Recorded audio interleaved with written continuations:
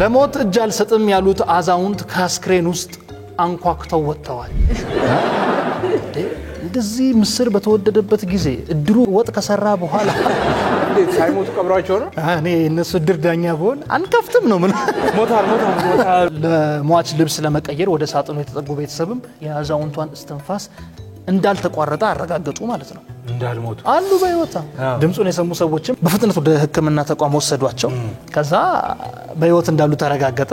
ለቀብር የተሰበሰበውን ቤተሰብ ወደ መጣበት ተመለሰ ማለት ነው። አስብሳቸው በቁም የቀብራቸውን ሴሬሞኒ አዩ። ድንቅ አዛውንት አሁን ኮሌጅ ተሰብስበው ምናምን እንትኑን ሻጠን ወርሱን ምናምን ያሉ ሰው የብድግ ሲል ኧረ ተነሱ መሬቱን ሲከፋፈል ልክ ሰው እኮ ሲያርፍ እኮ ብዙ ነገር ነው የሚከሰተው በሀብት በንብረት ዙሪያ ያቺኛዋ ሚስትየው እቺኛዋን ምናምን ይተዋል። ሌላ ልጅ መጥቶ ሊሆን ይችላል የማናውቀው ልጅ ልክ እንዳልኮ ነው። ልጆቻቸውም እንግዲህ ለደቂቃ ወርሰው ወዲያው መልሰውታል። አገኘም ብለው ማለት ነው። ምናልባት ፕራንክ እያደረጉ ይሆን ዛሬማ አያሉ ማን እንደሚወደኝ።